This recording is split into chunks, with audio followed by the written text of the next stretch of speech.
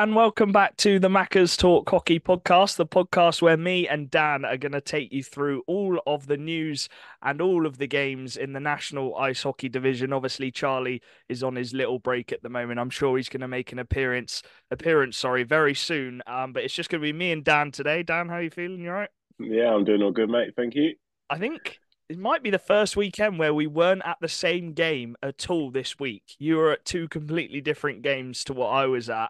But I think it's fair to say you're probably at the most competitive games this weekend. Yeah, I mean, I couldn't miss those games, and yeah, it was weird not being with you boys, but Yeah. I'm sure you didn't miss me too much, and I'll be back next week. Well, actually, I only went to one game this weekend because the Wildcats obviously only had the one game against the Solway Sharks on Saturday. And then on the Sunday, you did invite me to come to Leeds, but I was shattered from the week before. And I wanted to watch the Super Bowl as well. So I watched the Wildcat Twos against the Buccaneers, and we watched Jan Kostel score a hat trick, rolling back the years. You remember the one time as he used to do on like he took a knee and then one timed it. He did Oh it yeah. twice on the same 5-on-3 power play. He was just mate, he was rolling back the year. Yeah, the players don't lose it, do they? They don't Oh, lose it. They might not have the same sort of impact, but they the just don't speed. lose what they have. Oh yeah, Yanni's still a beast and he still gives everything. But yeah, so I didn't actually go to a national league. I could have gone to Bristol Solway. I'm a bit gutted I didn't because it was an absolute banger. But yeah, we've got our cup final preview. I only just remembered before we record, didn't I, Dan? I was like, what else is there we need to talk about? And then we were like, oh, there's a flipping cup final. Leeds against Romford, and it is across the weekend, which as much as it's annoying, I can't go to it because we've got the Swindon games against MK, which is also a huge double header. It's better for the players that it's just across a weekend, Dan, and they won't have to worry about playing a Wednesday. Then you got some league games, and then you have to play a Wednesday again. I was talking with Jack Cooper about it. It just makes sense, doesn't it? Yeah, it's a lot nicer that way. I don't think it's ever really been like that before. I don't think it's ever No. sort of had it like just in a weekend like that. But yeah, I mean, also obviously talk about players, but it's also for fans as well. A lot easier Yeah. for obviously traveling. They should be You able can to sell out actually, as well. yeah, you can actually get a good amount. I'm pretty sure Leeds was saying last night over the Tannoy that they're pretty much almost sold out for their home bit. So yeah, it should be a really good atmosphere and should be a big game. Yeah, well, we're going to preview that in a minute. We've got a couple news bits to talk about. But actually there's only one news bit and then rest of it's just final really. So we're going to preview the final after this one news piece and then we're going to go through all the games from last weekend. There was 10 because there was only 4 on Saturday, but you had the one game on the Thursday night. So yeah, and then we've got the obviously quite a few big games next week as well, this weekend with the league, obviously Swindon MK. So we'll talk about that a bit as well. But the only bit of news was released a day after we actually recorded, and that is Chris Jones has signed a 2-year extension with the Wildcats, which will bring him to his 10th year, the testimonial year, which is always nice for a player. I think they always get a little bonus as well, just for their commitment at the club. And Chris Jones, Dan, has been a massive player for us over the years, and he's probably up there with one of the players who goes under the radar the most. Every single season, it's a point a game. I remember in the 18-19 season or the 17-18 season, he got player of the season despite not even finishing top point scorer because he just goes under the radar, doesn't he? Like no one really talks about him, but he just does it, doesn't he? Yeah, and they're the players that you like. Like you don't really like go into the game and sort of look at Jones, Yeah. but we've said it so much on the podcast. He's a player that if you just focus on him, he rarely makes a mistake. Oh, Like hardly ever makes a mistake, and he's always in the right position. He just knows what to do. He knows where to be, and like he doesn't obviously have the most offensive threat, but he uses his brain, yeah. gets in the right position just to make those goals easy for him. And those are the players that teams just value so much because they can just do their own game. They don't need to be sort of taught what to do. They don't need to be told what to do. They just go out there and just do it. The first thing that comes to mind, defensively reliable. You know, both ends of the ice, he's going to be there. He can play center if you need him to. He can play winger if you need him to. He can play on any of the lines, top line, second line, third line. We saw him with Antonov on that third line and Reed Sayers center in that line, and he was brilliant. But then you can bring him up a line if you want to change it. So So good on when the power play as well. yeah, so good on the power play. And this is how good he's been. You know, we were talking a couple of weeks ago about Jake Bricknell having that 15 game streak of two or more points, which is ridiculous. Don't get me wrong. There was a player, which was Chris Jones on the Wildcats, who had more game streak of points. He had a 17 game point streak. I did a post about him for the Wildcats, and he didn't get a point in the next game. So I'm really sorry, Chris. I completely jinxed that, but just so under the radar. I think you have Glenn Billen and Britnell on the line who will get a lot of goals, a lot of assists. Jones will just be the guy there who will just make that line tick, won't he, Dan? And people won't even really notice it unless you kind of have watched hockey for a long time, I guess. Yeah, and it's but it's just perfect for that line as well because you've got obviously an offensive guy in Bricknell. Billing can obviously play up and down the ice, and then like you said, Jones is like the stability. He can just sort of he can just hover around. If he picks up a few goals, just it's a bonus. But he's not there to score goals. He's just there to give cover for guys and just sort of holding the play and just yeah, just feeding the puck around and really giving Bricknell the puck every time. As you said, he's really good on the power play. He wasn't on the power play to the, start with, but then he got brought onto it, didn't he? Six power play goals. I remember his goal in Milton Keynes. Do you remember that one? Tied it up with 4 minutes yeah, to go yeah, I do in the remember that. slot. Yeah, Like yeah. that's his area. He, back in the day, he was the most annoying guy on the power play because he would just sit at the back door. He'd just be there unmarked every single time, pass it across One to timer. Nell. Nell would go across to Jones every single time. And it's Yeah. like watching it from the stands, it's like, how does no one ever see it? Like, It's it's like so Ovi. It's frustrating. like Ovi, It's isn't it? like, you know it's there, but you just can't stop it because Yeah. it's just so annoying just watching it because I was like, if I was there, I could easily cover that, but obviously I couldn't. But it's just one of those things. And then he's actually switched from that position because Bricknell plays that position now, and he's now the guy in the slot Yeah, area. and that's how Swindon like it as well. They like having that guy in the slot there. Like it sort of came about when Colby sort of Yeah, joined, he's when taken that Colby was in Colby that. role. Yeah, A so bit different because he's not having to ping around to get the loose pucks. That's Malazinski Billin's job. But yeah, Jones has signed a 2 year. So happy about that. And yeah, he's been a loyal servant, and I'm gonna be buzzing for that testimonial. We'll probably see a lot of old faces as well who's played alongside Jonesy the last few seasons. So yeah, he'll be here for another 2 seasons after this one. And that was the only real news. Let's get into the cup final. All right. Because the first little bit of news, which I've been told, is apparently Reed Morrison is able to play in this cup final. Now, on the last episode, we said he wouldn't because he didn't play a cup game, but I believe there's a rule. I could still be wrong, but I'm pretty sure, I'm pretty certain he is able to play as injury cover for an import, Dan. Now, Charlie had a couple questions. One was Yokoyama, and two was obviously Leishram. Now, Yokoyama, I think's contract ended. So he was on a short-term deal. So technically his contract was done. And then obviously I think Layshram's got an injury. He's been so unlucky with him. So Reed Morrison's able to play as injury cover. And I think that is fair because you want it to be as close as possible. Romford have done so well to get to this position. And if if they had that one import less, do you know what I mean? Like I'm happy that they're able to have this import to play. yeah, it's obviously like you say, it makes the game a lot more even. Um, I'm not saying one guy would change the whole tie, but it does just give that bit more depth on Romford's end against obviously a really strong Leeds team. And yeah, I'm sure they're going to be grateful for that if he is able to play. Having that guy there that's sort of getting comfortable with the team now.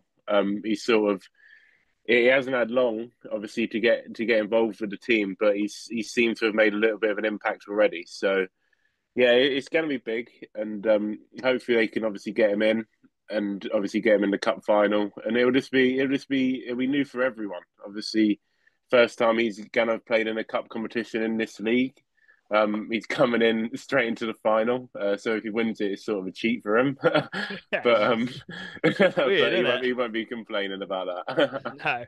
No. But the cup final preview then, Romford haven't beaten Leeds since the Chiefs. Actually, they might have beaten them once when Leeds had quite a few players out when they were short benched. That they haven't really beaten them since the Chiefs, Dan, in that first National League season. And let's to be fair, there have been some close games this season. Romford narrowly lost in their own barn, where they actually probably could have won that game. Maybe should have. There was a couple calls which maybe went against them on the goals, and then they only lost 4-2, I think, with an empty netter down in Leeds. Oh, why did I say netter? Sound like a farmer. Never. But yeah, it's not like they've been blown away against Leeds this season. So I think they can try and take some of that into this tie, and it's just a two-leg shootout, isn't it? Yeah, is I mean, hockey is full of surprises. Like you can never call a game before it happens No. because hockey just isn't like that. And Romford are a team that love being the underdogs. Like Yeah. they've done it all season so far. They've done it all the way through the cup, and now that they're in the final. And yeah, it's all down to these games now. Like you say, it's literally could be a few bounces could change the whole thing. Like it is that cruel. And Romford will be going out there. They can't be going out there like, oh yeah, we're going to lose this game because Leeds are obviously they've been so good for the past 2 3 years. Yeah. They've got to go into this game like we're here. Like we didn't make this final for no reason. We've beat MK to get to this final. In MK. Yeah, like they can't go into this game like, oh yeah, it's pretty much done now. They have to give themselves that pride of actually getting there to the final. They're a team that we're potentially not even going to have a team this year, and they're in a cup final against Leeds. Like Innit? What you got? they need to enjoy the moment. Just go for it, man. And like, what happened last time these two sides met in a final? Romford narrowly just lost to them. If it was 5, 10 minutes more, they could have pipped them to it. So anything can happen. That first leg is huge. I know we always say this, but if Leeds take a lead, Dan, into that second leg, I can't really see any other outcome. Even if it's a draw, I think it will play into Leeds' hand. So you think Romford do have to go into that second leg with a lead, but even saying that, when they went into the Milton Keynes second leg with a 1 goal lead, that was gone within what, 5 minutes? Like it can go just like that. So it's all good saying, oh, they need a lead, but I think 2 or 3 goals is always what you try and get. But saying that, going into the second leg, if it is just a 1 game shootout, you just take it as a 1 game shootout. You put yesterday's game behind you, you go straight into that next one, just like it would be a league game, and you just go for that one. But that first leg is huge for them in a way that I don't think they're able. Romford can't lose that game, can they, Dan? No, they need to go into that game the same as they did against MK. Yeah. Like going to MK is it's gonna be tough. Like it's gonna be tough, but coming to Romford is also really tough. Yes, And they need to make their own yeah, place a tough place to play in. yeah, and obviously they need to make the most of that. They need to take advantage of that, and if they're gonna get goals, it will be at home. Like they do need to do that, and like you were saying with the 1 goal lead, obviously you go into MK without that 1 goal lead, they score within 5 minutes. Oh, It's a totally different game yeah. because they've got the lead. Obviously, going in with that 1 goal lead, they made it a draw, so you still have that life. But yeah, I mean, Romford just have to take it one step at a time. They just have to. They can't go into the game against Leeds that I did against MK at the start. They were just too Yeah, everywhere. They I were was going all to over the mention ice. this. Like they So were that too hectic. that Everyone was first just getting in the period, way.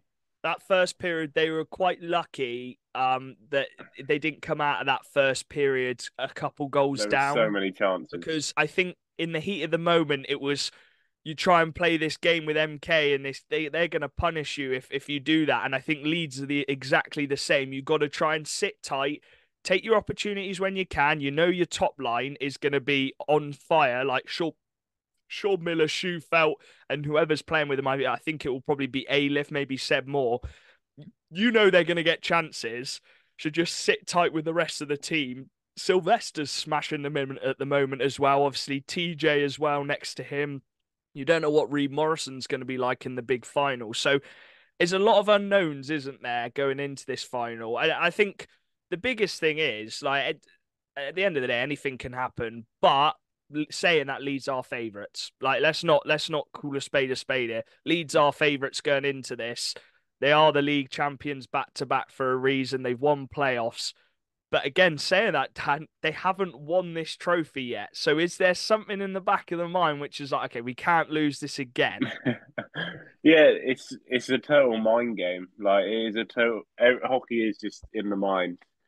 Um, but Romford know Leeds are the favourites. Yeah. Like, and what they need to do is they need to make that spur them on a bit more.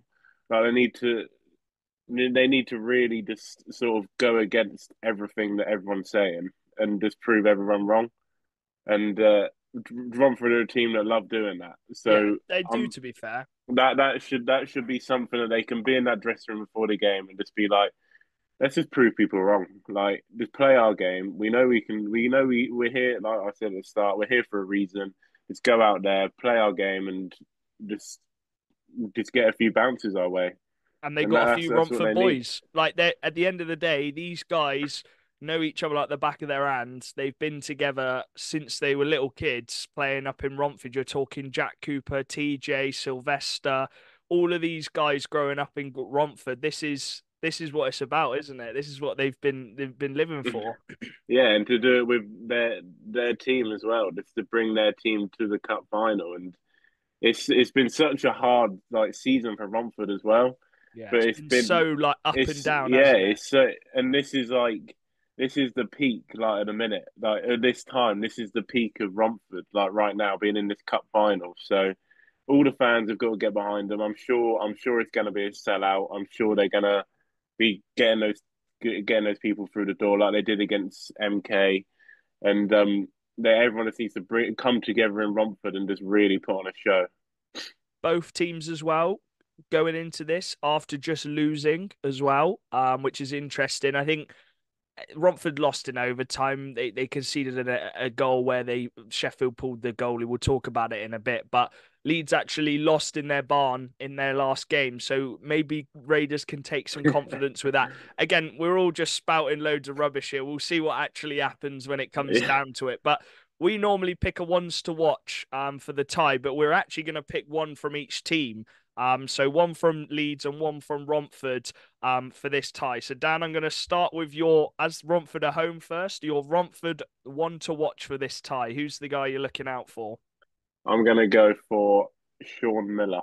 Oh, I saw that It's coming. I'm quite not an gonna lie. obvious one, but Sean Miller, you can't look past him when you're looking at Romford. Like, if you're looking for offense, you're looking at Miller. Yeah, Like, I was close with Shufelt, but Miller's just the guy. It's the catalyst. He does everything around. Like, he runs the play. He runs his line. He does everything in the zone. He's obviously top guy on the power play. He's the guy that everyone looks at on the power play. So, yeah, I think if Romford need that offense. And if they do obviously get into a position where they need to take those chances, obviously they're defending hard, catch leads on the break. It's yeah. Miller that's going to be carrying the puck up, and it's Miller that's going to be taking it into the zone. So I couldn't look past him. Okay, I'm gonna go for a Romford guy. As you chose Miller, I'm gonna go for Jake Sylvester. He has been very, very hot recently. He's kind of picked up form at the perfect time. He didn't actually get any points against Sheffield, but the night before he got 2 goals. He then got 2 goals the week before that against Solway, and then another 2 goals against Telford. So he is scoring a lot of goals. I think he is going to be huge on that second line. We know the Miller, Shufelt, Alif line, they're a danger to Leeds, but TJ and Sylvester were the difference makers for me in that MK game. So I'm going to go with Jake Sylvester as the guy to watch out for the Raiders. Yeah, you've got to be careful of him because his shot is lethal. Dan, who have you got for Leeds then? I've got Noah McMullen. Oh, okay. Yeah. Yeah, I've gone for a D man because Romford, we know, a heavy, heavy offense, Mhm. and if there's going to be one guy that's going to stop that, it's either going to be Gospel or it's going to be McMullen. And Mm. McMullen's a guy that he's done it with Leeds already. Obviously, he's won cups with them already, and you just know what he can do. He's so cool. He's so cool and collected at the back. He plays his game perfectly. And I think in those big moments, if it does get to like the big moments, I think McMullen's going to be the guy that Leeds are going to send out there, just have that cool head and just really play out from the back. He can carry the puck up. He can shoot from the point. He can use his stick so well, which we've already seen. And if anyone's going to nullify that Romford offense, and obviously Miller as well, it's going to be McMullen. Nice one. Yeah. I'm actually going to go a bit different. I'm going to go for a guy who hasn't had his best season. He's struggled at times. He's had patches where he's really struggled. But we called him Big Game Buesa on this podcast in playoffs last season for a reason. This guy, we know what he can do, Dan. He might have struggled this season. He's on the points wise, he's not got as much as he has done the last couple seasons. But these are the games where Big Game Buesa, we've seen it the last season, he was so key for them in the big games, wasn't he, Dan? And if there's a weekend for him to just pop up and really go for it for Leeds, I think this is the one. And even though maybe he hasn't got the points he wanted to this season, if he can do it in these couple games, Dan, and wins them that trophy, which Leeds haven't won yet. This is the only trophy they've not managed to get their hands on. I think this is the guy you're going to look to in that big game. Yeah, he was in my mind as well. I was Yeah. thinking about him, but yeah, I couldn't look past McMullen. Oh, yeah. McMullen's huge as well. As you said, like Romford are a very offensive team. They're going to come at you in waves. That top line, I can imagine, if it gets a bit desperate, is going to be out a lot, and that means Noah McMullen's going to be out a lot as well. But Noah McMullen's cool as a cucumber back there, so it's going to be a great battle. Please do let us know your predictions. I'm sure we'll do a little post as well on our social medias at Macca's Talk Hockey for everyone to put their predictions as well. Obviously, I won't be there, gutted. But we will watch the highlights and stuff to see what it's all about, and we'll get loads of feedback from the Leeds and the Romford fans as well, who we know. But yeah, that's the final preview. If we go any longer, I think we're just going to be waffling at this point. So we just hope it's a great game. I don't really mind who wins, but I think the fairy tale story of Romford doing Yeah, it, Dan, would be unbelievable. Especially as you said, like we didn't even know. Like we had Romford fans coming up to us at the playoffs last year saying, I don't even know if we're going to be here next season, like with the ownership. And to think they're in a cup final the year after, you can only take your hat off to it. And it's a 2-game shootout. So best of luck to both teams. We've got friends in both of the teams. Obviously, we've had loads of Romford players on. We had Jack Cooper on last week. We've had loads of the Leeds players on as well. So I just want it to be a really good final, and hopefully, Dan, a great advocate for the National League as well. yeah, of course. And you just got to have fun. Just enjoy it. Like the fans, just get into it. Just give it all. You know, Romford are going to be giving it all in their own rink, but yeah, you just have fun. Just enjoy the game, and yeah, hopefully it's a cracker for everyone. Yeah, I hope it's not a blowout. I really do. I hope it's really close. I hope after that first leg, it still gives that second leg a real Yeah. like big opportunity for both teams. Right, Thursday night then, the rescheduled game between Peterborough and the Bees. Very tough place to go to, obviously Peterborough, but to go there on a Thursday night, Dan, Yeah. on a Thursday night after you've had work to play in Peterborough, it's just not ideal, is it? And I think it showed. Hayden Levine coming back in the lineup, and they get a shutout, and I can imagine they play really hard around him as well. After a tough weekend, Dan, that's what you expect really, to bounce back straight away with a 6-0 win. And I think Slava will take quite a lot of happiness and pride in that the team, yes, they had a tough weekend the weekend before, but they've then just bounced back. With the Bees who have been actually taking a step up the last couple of weeks. Yeah. Bees are they're a team that are sort of every here now and again they're picking it up. Yeah. They're not this team that are consistently going through wins. Like they're not getting these win streaks going and stuff like that. But they're picking up these like chippy games and Yeah. they're sort of grinding through games and stuff like that. But Bees were without Sesenis, I'm pretty sure, and he's a guy that's obviously he's been giving him a lot of offense since he's come in, and he's become that main guy, obviously past Goodbye and Balaz. And so it's always going to be tough going to Peterborough midweek without a guy like that. But you can imagine what Peterborough were like.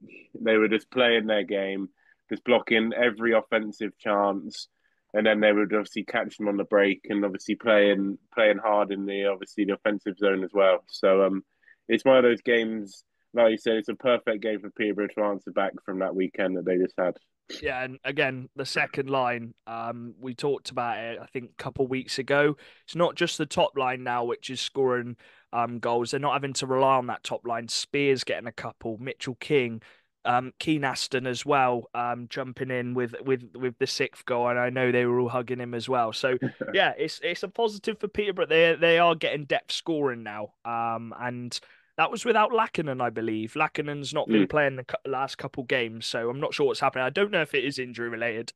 But yeah, Thursday night was Peterborough's night. And then let's get on to the weekend, 'cause this has got to be one of the most high scoring weekends of hockey we've seen in the national. And we'll start with the early game on Saturday.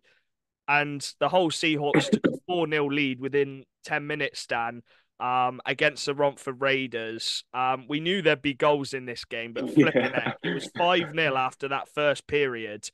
And you're thinking, me, Charlie, and the Guildford fan come to the game again. You missed Oh, him. did he? Yeah, Oh, he yeah, you came missed again. him. Oh. Matt, he come to the game. He asked where you were, but yeah, shout out Matt. He did actually listen to the podcast episode as well. But yeah, we Oh, were like nice. 5-0, flipping heck, lads. You got a final in a week, but oh man, we've seen it so many times. Offensively, I said to Charlie earlier, I was like, you know what? When Hull is set up in the zone, Dan, with that top line, Sobchak, Chamberlain, and Speck, I reckon they're the most deadly line once they're set up in the zone, especially when you've got Detbarmer to cover on the blue line as well with Hodgkinson, who's been playing well.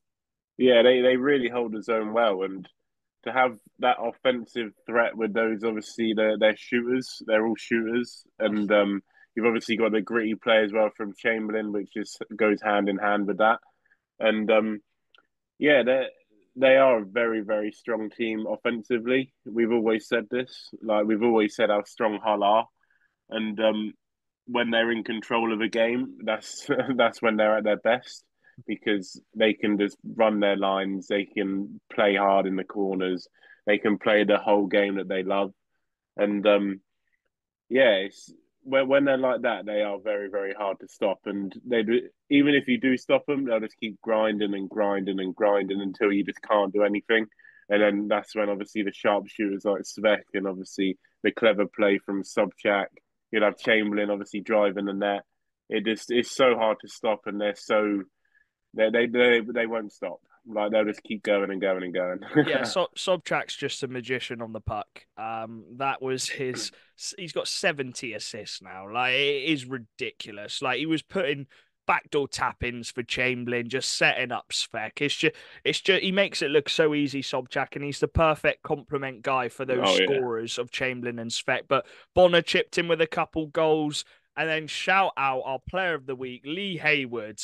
A 1+4 for Lee Hayward. I don't know if you've seen his goal down, but me and Charlie Nah, watched the I'll watch the highlights. highlights after this podcast. I'm going to call it a coast to coast. He went from Yeah. one end all the way up, little dangle, and flicked it straight past Ethan James. I don't think he'll ever score a goal like that again. No offense, Lee Hayward. But a 1+5 for Lee Hayward, and he got our player of the week. Sorry, 1+4, and then he got an assist on the Sunday as well. So he got our player of the week. Just a great game from him.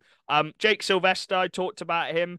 It was originally credited with a hat trick, but it was actually tipped in one of them. So he got 2 goals. But yeah, Romford, they're not going to give up. They're going to try, even if they're losing by quite a lot, they're still going to try and score some goals. We know they got the offense for that. So yeah, 8-4 on the night. And yeah, just a crazy game to start Saturday. And then it was another crazy game at the Link Centre. Solway Sharks, just like they did at the start of the season, they took a 2-0 lead, and it was 2 pretty nice goals, actually. Probably their only couple big chances of the game, but they were clinical. They took the chances. Liam Stenton with his 13th goal. He is just ridiculous, isn't he, Dan? And me and Charlie were saying he probably could play in the elite league, but obviously he's the Solway lad and he's captain in the team and he's taken that role. So he scored their second goal. But Vanya Antonov doing what he loves doing, just scrapping around in front of the net. He got us back in the game. And then we tied it up on the power play, Billing in front of the net again. We're just repeating ourselves really. Billing only scores in front of the net. And then Solway scored two quick goals. A really nice wraparound from Carruth, and then 10 seconds from face-off, just it bounced up in the air. Dunbar caught it, put it down, sniped top bins, and you're like, I was just like, what is going on? Like, hockey can be just so crazy sometimes. In the last few weeks, at the Link Centre, it's been quite chippy, isn't it, Dan? It's not been the usual type of games which Swindon were able to play the last month. But as Swindon do, they fought back into the game. Malazinski is on another planet right now. He has just taken that step up. And when Britnell's not getting all the points like he was before, which is going to happen because you can't do that all season, Malazinski steps up, scores an absolutely brilliant goal, just sniped it top corner. And then it was the Canadians, Dan, who got the job done in the end in the third period. Wells with the coast to coast. I think Hepburn will want the shot back, but yeah, Ryan Wells just proving why, for me, is the best defenseman and player in this league. But yeah, just a crazy game, Dan. And I think with Solway obviously needing some points, you could see the desperation. I know you weren't there, but you could see the desperation of them really just trying to go for it. Yeah, and this is a team that really struggle on the road. Like all season long, they just really struggled to get those points on the road. And even though they didn't get any points, I think they have to take positives from that. And you can see, obviously, we'll talk about the following day. Obviously, they brought that Yeah. confidence into that game. But you're going into Swindon, obviously, a really tough team to play. They're obviously a really strong, obviously, very tactical team in their own rink.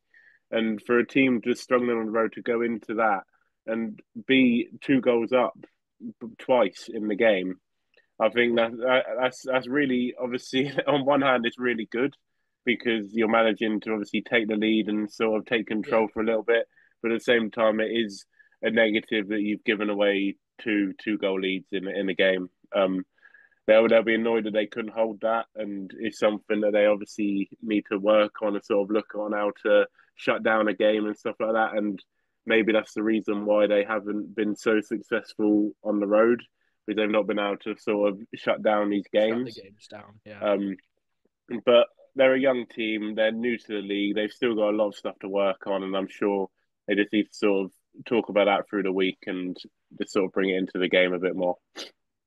Yeah, it's just one of them games where I think Swindon actually just prefer the games where they're more controlled, more tactical. Yeah. Some of these lower teams, and this is not disrespect to them, I do the exact same, can be quite erratic and quite like not too tactical in terms of structure, like maybe a Leeds or MK if they come to the Link Centre, and it can kind of put the Wildcats off a bit. But we did well to bounce back and get those scrappy goals, and we were quite clinical at obviously with Britnell and Wales's goal. So yeah, we got the 2 points. That's all that matters. And I think it will be a different game at the Link Centre against Milton Keynes because, as I said, it will just be a lot more structured and two teams going at it.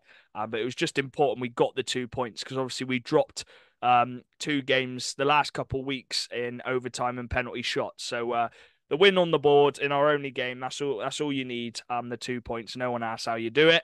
The Berkshire Bees, sorry, and the Telford Oh. Tigers with their double header. Oh, nearly messed up there. But the Telford Tigers, Dan, they seem to know how to play in that Slough rink, don't they?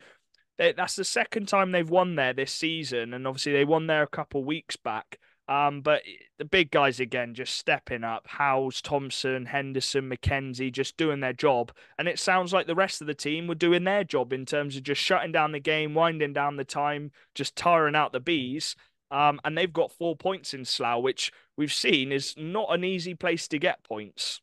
Yeah, no, it's not. And for a team that throughout the year has struggled defensively, and the way that Bees play at home is very like they get the gritty sort of corner battles, get the puck out in front of the net. Um, this is a positive for Telford. Like the fact that they managed to sort of nullify anything like that, and they managed to get through the game and obviously get the win. Their imports seem to love playing in Slough. Oh, they do, yeah. They seem to always turn up in that rink and seem seem to score a nice goal every time they go there. But the thing is, that's what you have your big guys for. They need to come up in these big moments and sort of give you those big goals when you need them. And yeah, it's just a positive for Telford that have had another really team that's had a tough year as well.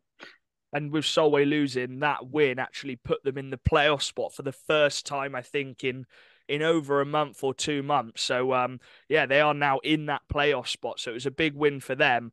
And then it was the first of a double header, which you were at, Dan, in Milton Keynes, and no team has beaten MK in regulation this season. I don't think anyone's beaten them in regulation in the league since Hull beat them, actually. I could be wrong, because it was Peterborough and Swindon who won in overtime, wasn't it? Not Yeah, not in regulation. So in the league, because obviously they lost a couple at home in the playoffs. But wow, Leeds Knights, they haven't won there since 2022. And that second period, Dan, you said was the dagger, wasn't it? That was where they scored all the goals. And as Leeds have done so many times this season, that third period, MK just couldn't break them down. And when you got Sam Gospel in net, you're always gonna protect a 3 goal lead, aren't you? yeah. I mean, the game started how you would expect a game to start in MK. You know Yeah, how MK are going to come out. They're always going to be hard on the offense. Get yeah. an early goal again. Obviously, 5 minutes in, Max Stewart, unreal season by the way. What a season he's having. Um, Scores that goal 5 minutes in. They keep going and going and going. And this is what we've always said about MK. If you can keep the goals down in that moment after the goal, you've always got a chance because that is when MK will kill. Like that's Yeah. when they'll go in They and didn't proper score go any in for it. quick succession. No, and they kept it through the whole period. Leeds they kept it to 1-0 through the whole period. Matt Barron, unreal game from him. Obviously comes up big with it. It was controversial. I'll say I thought it was a high stick when I first saw it. To be It was fair, very tight, wasn't it? I haven't seen the highlights yet, but I want to have a look at it again. But getting that goal 54 seconds from the end of the period to make it 1-1 was so big. Like when you look at the game now, you can see how huge that goal was. Yeah. And going into the second period, Leeds were a totally different team. Like they were in control. And MK, like I said, they just had 10 minutes, or if that, just where they shut off a little bit, and Leeds they scored very, very quickly. Like they scored in quick succession, and really, really nice goals. Kieran Brown scored a scored a nice goal. He had a really good weekend, but yeah, it was just once Leeds are in that position where they're in control, that's when they're at their best, and they're so hard to break that as well. They're so hard to break through that team because the way they play when they're in control is just so defensive and just Yeah. strong. Um, but you just had some unreal performances on the ice. Like it was so nice to watch. Obviously, Leeds and MK, top two teams in the league. They've been the top two teams for the past 2 3 years. Yeah. The quality on the ice was unreal. Yeah, it was just a really good game of hockey to watch, and I'm glad I went. I think you're right that when you're in Milton Keynes, you just got to ride that first period wave. You got a sold out barn. You've got 2,400, whatever it is, fans. Max Stewart gets a goal early. You've just got to ride that wave. And then as the game goes on, you know you're going to get your chances. And as you said, Kieran Brown just setting the tone as the captain a minute into that second period. And then it was Buesa who got that big goal. And he can turn up in these big moments. And that fourth goal, man, like 3 goals is so hard to come back on Leeds. They rarely give up a 3 goal. I don't know if they have this season. And obviously, I was in Leeds last week and they got a 2 goal lead and they just locked that down no matter how much we threw at them. If we had a really big chance, it would be Gospel who bails them out, but then it would be McMullen and Bo Neely or Hare putting it on the line. So yeah, a big win for Leeds in Milton Keynes, but we'll get to the second leg in a minute. Can I just add as Yeah, well go on on. that game? I know a lot of MK fans have been talking about him. and I've obviously been talking to you boys about him quite a lot, and that's Forsberg. Yeah. Um, I know what the MK fans mean when they say sign him up for next year. Like, I really rate Forsberg. I saw his obviously first game against Swindon. I liked him there, but yeah, seeing him against Leeds, against a big team like that, and obviously, I think that's the first time I've seen him since that Swindon game. Yeah. You can see how much he's just grown into his game now, and he was everywhere on the ice. The stuff that he can bring to a game like that is so huge, and yeah, I think I definitely on the bandwagon of re-signing him for next year for MK because he'll be a big piece for them if they can do that. But yeah, Leeds obviously take that win in Milton Keynes. Moving on to the Sunday, and it was the game I could have gone to. But the Bristol Pitbulls, their only game of the weekend against the Solway Sharks. Obviously, Solway having their double header down south, and the Pitbulls taking a 5-2 lead down. But just credit the Sharks to be 5-2 down with 10 minutes to go, and it's not even your Dunbars, your Gardeners, your Callie Roberts. It's Lewis Young and Mason Alderson with two big goals to tie it up 5-all. Like, that is just spirit, isn't it? To get back into that game when you struggled on the road this season. And Mason Alderson, he's just got he's I've always said on this podcast, Bailey Harewood is the guy where I just sit and watch, and the stuff he does with the puck is unbelievable. Mason Alderson can do stuff like that as well. The skill he's got such a good release. He was talked about so much in the juniors, Dan, as being one of the best players, and it was such a shame he got that big injury, but it really sounded like he come up with those two big goals. I'm glad he was on the power play as well, because I don't think he was on Saturday, so he got that big goal, and he's secured his team a point on the road. Yeah, and this year Alderson has been a massive piece like in this team. You can Yeah. really see how much they missed him last year, and you can tell how much he's worked in the off season as well. Like he's Yeah. come into this season like a totally different Alderson. Like he looks so fit. Like he does everywhere over the ice. His hands are back to how they obviously were when he was being spoken about in juniors, and he's a guy that if Solway can keep hold of him for obviously next year as well, he's a guy that they really need to start building a line around because he's got the quality of being able to run a line. Like he can easily run a line, and if he can get, I don't know, if he can even boost his game even more, like he could be unbelievable for Solway, and he'd be a guy that a team like Solway would have in their team any day. Um, he's just a guy that can just bring the play, even when they're looking out of it, even when they're looking down in the game, he can just bring something out of the bag. Like we saw it against Swindon, what he can do, obviously in that double header weekend, and yeah, he's having a great year.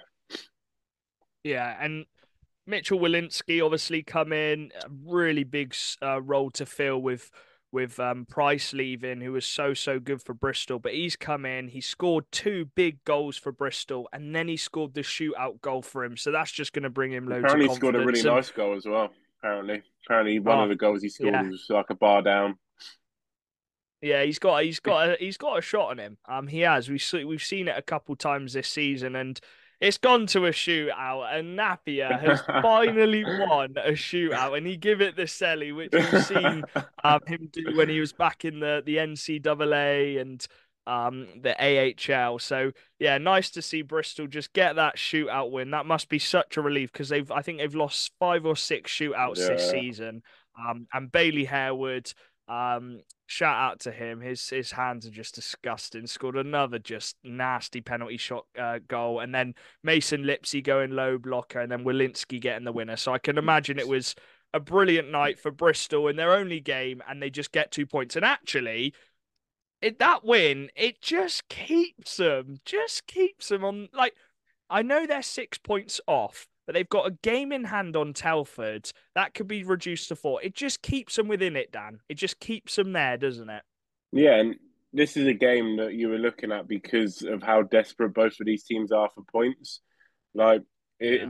these two teams are fighting for that spot, and this is why going into this game, like this was one of obviously you've got another game that's spoken about a lot, but this is one of the games that was spoken about the most because of that.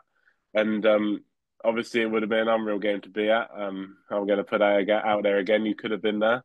Um, I know. but it's a massive win for Bristol, and I think I'm glad Harewood didn't bring out the shush this time. He didn't bring out this time just in case he came back again. But yeah, I'm happy for Bristol. I'm glad they got that win. Oh, sorry about that. We've had a bit of trouble with Dan's AirPods because they were out of charge, but we're gonna try again. I'll chop it up so you won't even notice that there's been a couple problems. But the next game after the Bristol one was that MK Leeds doubleheader back in Leeds or up in Leeds. And Dan, this time it was MK who got the lead. Yes, Leeds got it back to 2-2, but MK got that lead and killed it off for the last 10 minutes. So just really good from MK to show that fight and spirit to come back in an away game, which have been critiqued on them for the last couple seasons in those away games. But that was a huge response.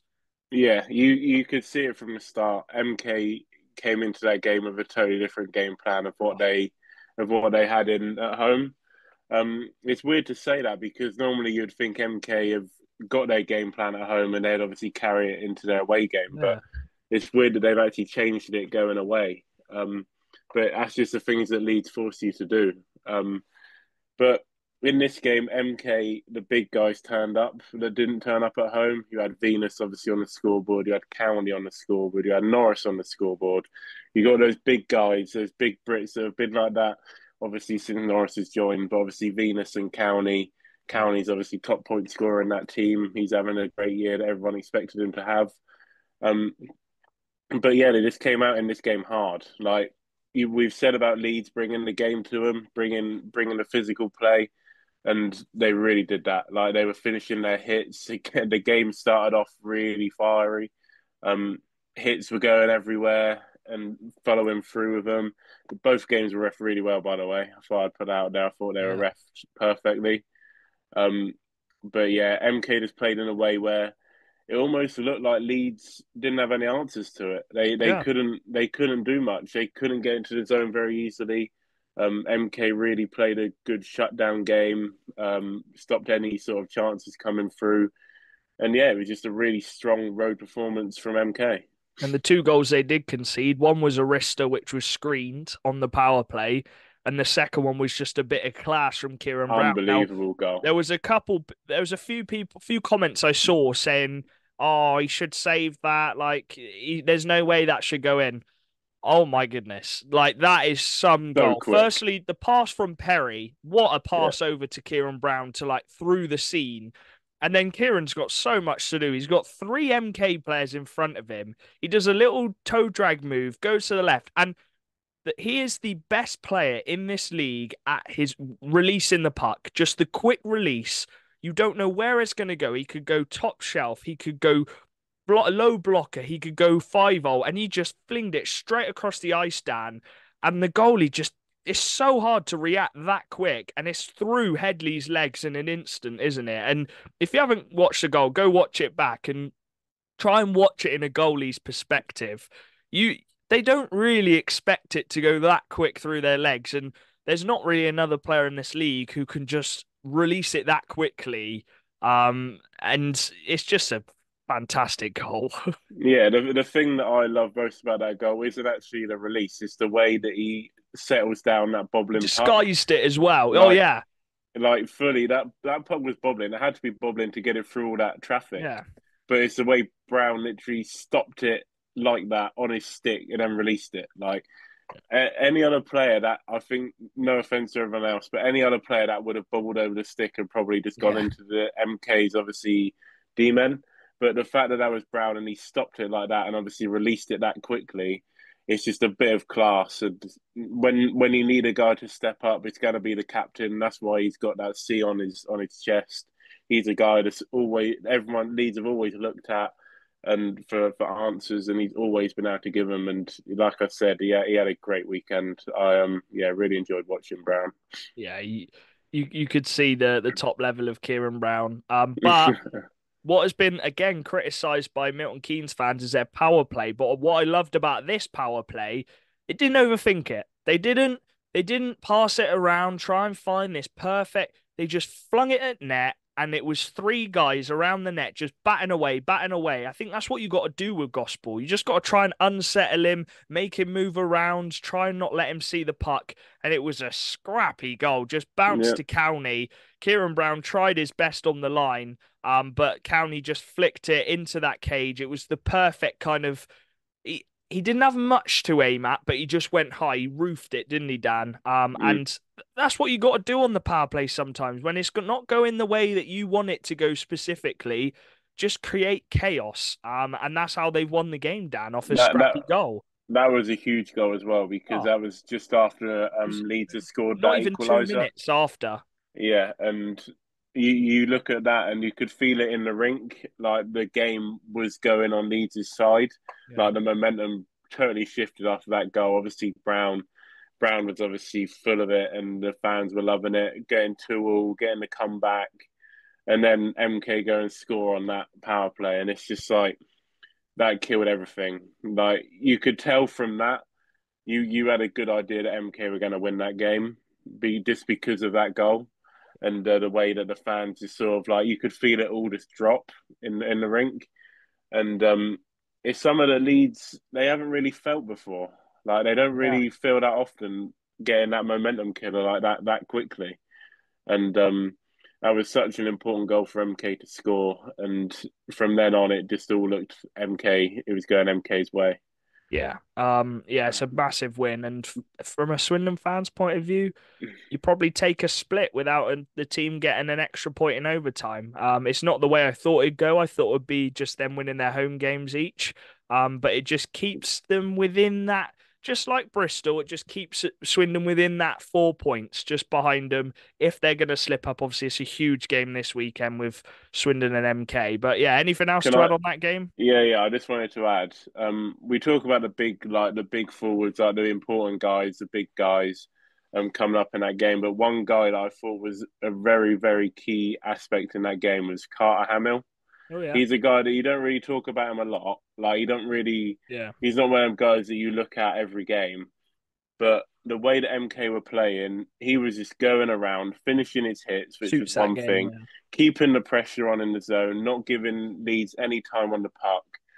There was one play in particular. Um, Lee MK shot the puck up when it was obviously where they were under pressure. They shot the puck up, even though it's going to be an icing.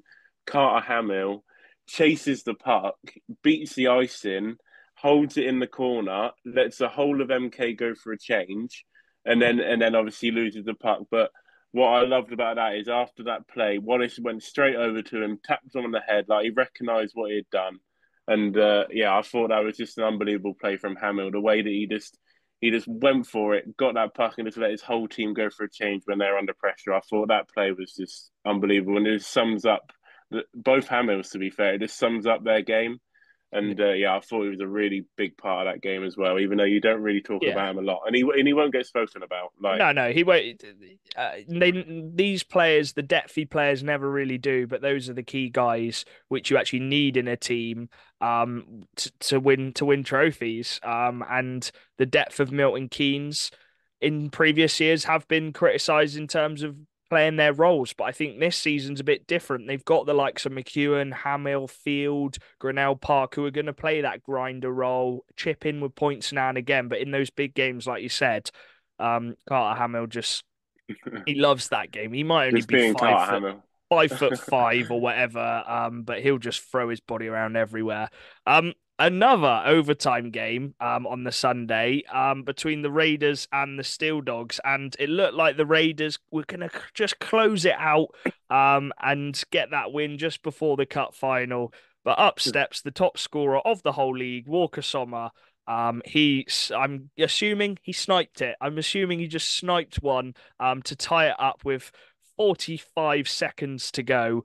And then it had to be Walker Sommer who just ended it in overtime, Dan. And that is Walker Sommer in a nutshell. You might not notice him for the whole game, but all it takes is a moment with Walker Sommer, and that's why he's got 46 goals this season. He's 4 goals off 50, and we've still got over 10 games to play in this season.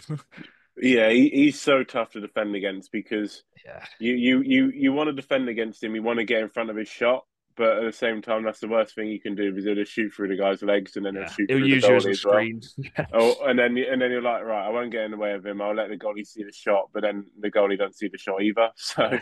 it's like you can't really defend against him when he's like that. And yeah, I'm with you on that. I'm putting money on it. It was a snipe, and it was most likely between a D man's legs. Yeah. It would have I either been think a toe drag or just a straight snapshot. Yeah, Like, I think they would. I think they would have pulled him as well because with 45 seconds, you'd assume the goalie was pulled. And Walker Somers stole Sheffield 2 points. But it's a point for Romford. They need to just keep ticking these points along just to stay in that it's seventh spot. What were it's you gonna it's say? so it's so hard for Romford to Oh, be playing these league games when they've like yeah, you said we said it they in the know last they got week's the one, cup like the final. last week's pod, we were like, it's so hard to play these games when they just got to think about the cup final. But Yeah. the time's finally here now, so they can put all the stuff they've been thinking about into these two games. I think they will just naturally just put everything behind them now because it is just a two-leg shootout. But yeah, Sheffield take the extra point, and they'll be battling for Hull for that fourth position. So yeah, it'll be an interesting little battle for that. Even though fourth and fifth anyway are in the same playoff group, so they'll be playing against each other anyway. But it's always nice to have the bragging rights of finishing one place higher. So that was the overtime game. Then we have another overtime game and another one. So we'll start with the Phantoms and the Hull Seahawks. And obviously Phantoms got that win on Thursday night.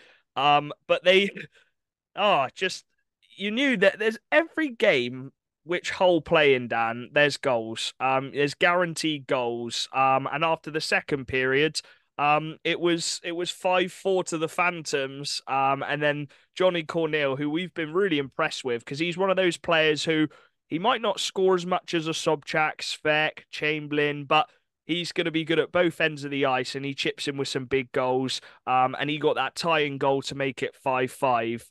And then I've heard that in overtime, a power play goal in overtime, a You know what spec it's gonna one be. team.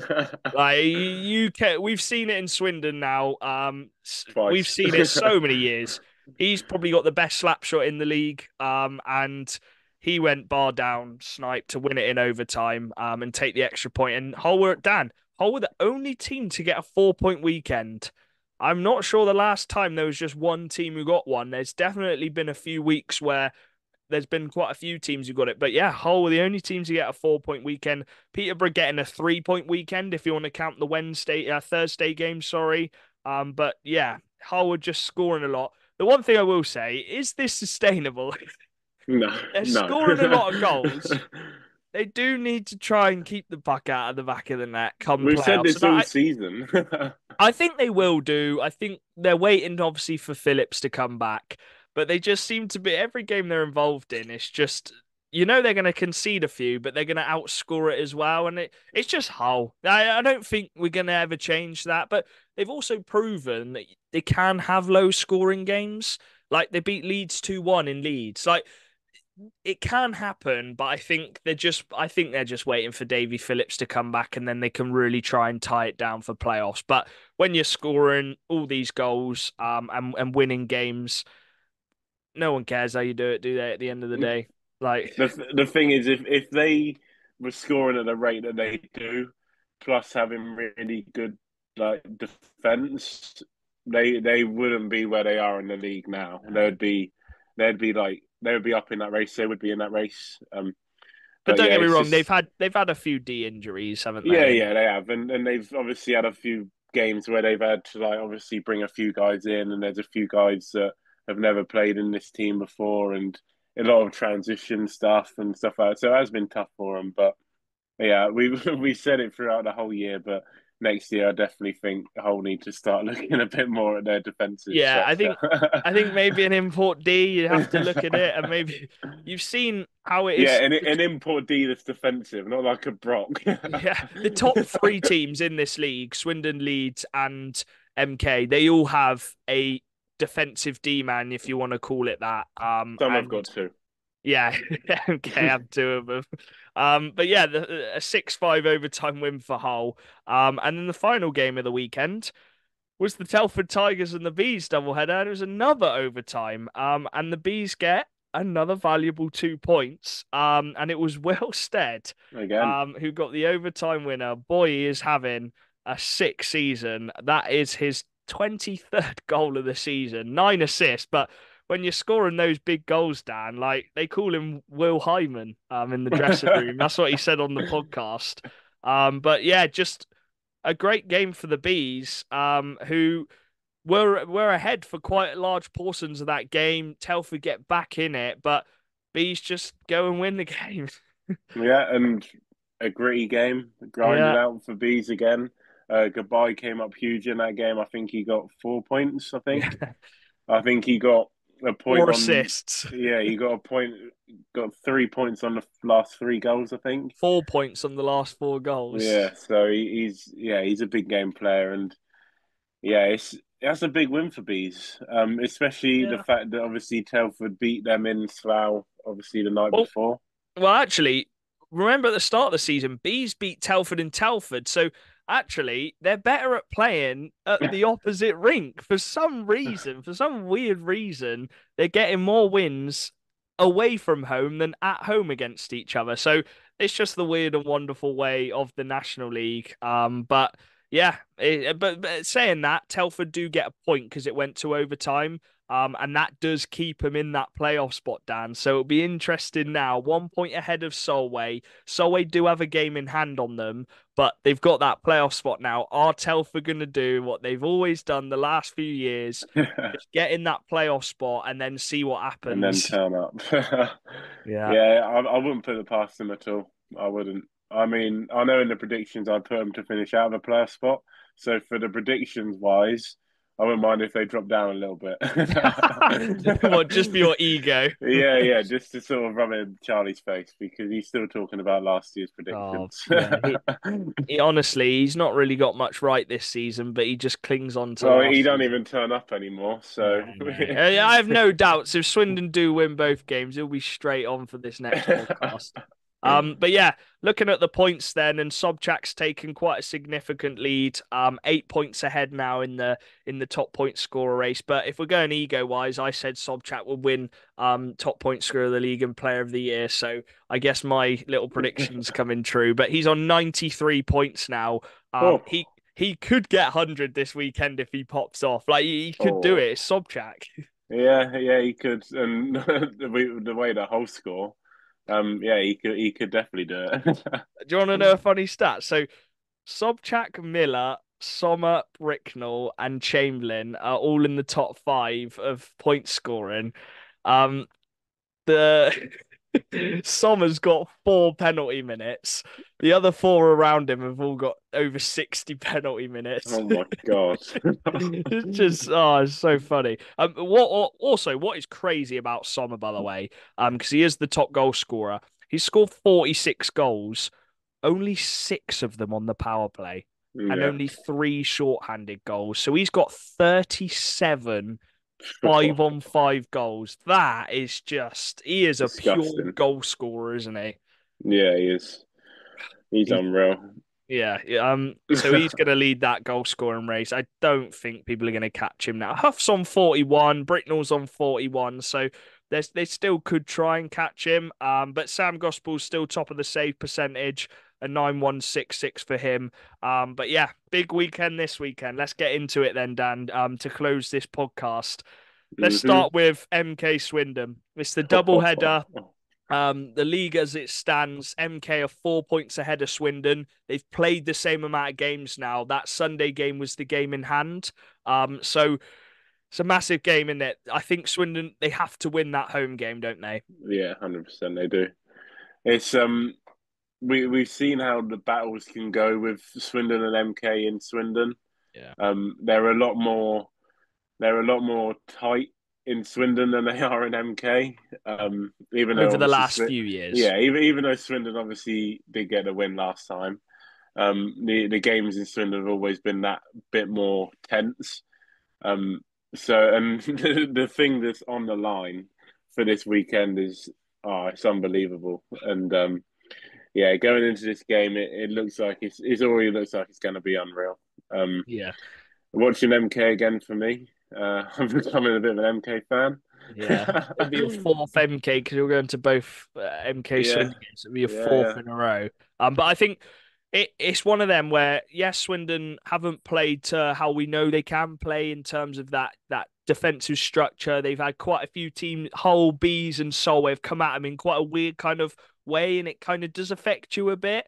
But MK, you know what you're going to get. You're going to get a systematic hockey with some really good players, and then you got Swindon who can kind of play their way as well. So I don't think it will be erratic. It might be now I've just said that. But it's been quite low score in the games between them. yeah. 4-3, 3-2, 3-2. Like they've been low scoring games. So I'm interested to see Will how be these two physical go. though. It will be a physical game. Oh It's yeah. always a physical game. Swindon MK. Yeah, they Um, always come out with big hits.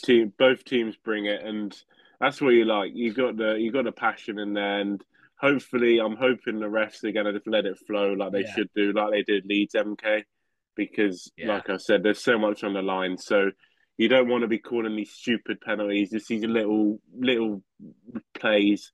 Just call the obvious stuff and just let everything go. Let the players sort it out themselves. Almost like a playoff game, just to yeah. let the players just do what they like, do what they can to sort the game out themselves. And if it gets out of hand, that's when the refs jump in. I think it will almost be played like a playoff game Yeah, actually, yeah, because there's hundred so percent, much it on will the be. line. Bristol against Peterborough. We know what happened last time. It was 10-3, I think it was. And Hayden Levine has been very good, to be fair, since that game. So I think it will be a different game. But Bristol getting that home win last weekend, they'll be looking to just try and close that gap a bit, especially if Solway and Telford do drop some points. Sheffield at home against the Bees on the Saturday, and then Solway against Hull. Solway back at home for the first time in 4 games. Oh, They've needed this home game down, haven't they? They yeah, really have. But it's a tough one to play in it. Hull, who are gonna score goals. Solway, they concede goals, so they have to win that game. I think Solway, they really do. yeah, especially at home. Like we've obviously like you've had Kel Beattie on the pod, and he said that obviously they need to just win those home games. So yeah, coming back home, they've had they've had a tough few games on the road, Yeah, like they have all season. But yeah, coming back home, it's gonna be a good refresher for them, being back in their home rink and getting the fans behind them again. And yeah, they just need to really show up and get that win because it makes it makes what they're saying that they wanted it to be for the end of this, like the rest of the season, like true. yeah. And they just need to carry that on throughout the year. Yeah. Hull have then got Sheffield, and we know how those games go. Those games can be quite feisty. The two Yorkshire sides or the two northern sides. So I'm excited to see that one. And then Solway have got a 6 hour trip down south to play the Bees on a Sunday night. And we saw Nice. what happened last year. Bees took that win. So Solway, if they're gonna get some points. Bees haven't been as good this season against teams around them. So this is one which Solway will be targeting to see if they can gain the points. And then Telford have got Bristol at home on that Sunday. So only one game this weekend for Telford. And then obviously the final, which we previewed at the start. So yeah, a really, really big weekend of hockey. Obviously, whoever wins the cup will try and get a player on to come for an interview for whichever team does win the cup. But as we said, both best of luck to both teams. You've got really good mates on both teams. I just want it to be a great double header. I know I'm not going to be there, but yeah. Anything else to add, Dan? No, I'm just excited for the weekend to come now. I want to watch some more big game hockey as a Yeah. neutral. I think we just wait for the weekends now. We just literally just wait, wait, wait. This is But the best time of the season. You've got the big games coming up for crunch. like the league games, and then you got crunch time going into playoffs after that. It's like, to be a hockey fan at this time is unbelievable. It's good that there is a what you want to call it a title race and it's Yeah, not yeah. been done, or it's not looking like it's going to be done. And there's also a playoff race as well, which is so good. Yeah. So this is one of the best National League seasons. It could go down as the best one since the Nationals come back, I think, especially Hmm. if it goes right down to the wire. But yeah, go follow all our socials at Macca's Talk Hockey. We'll be posting stuff throughout this week, obviously, with it being a massive weekend. Good luck to both teams. Up the Swindon Wildcats. Hopefully, a big result this weekend. And we'll see you in the next one. Peace.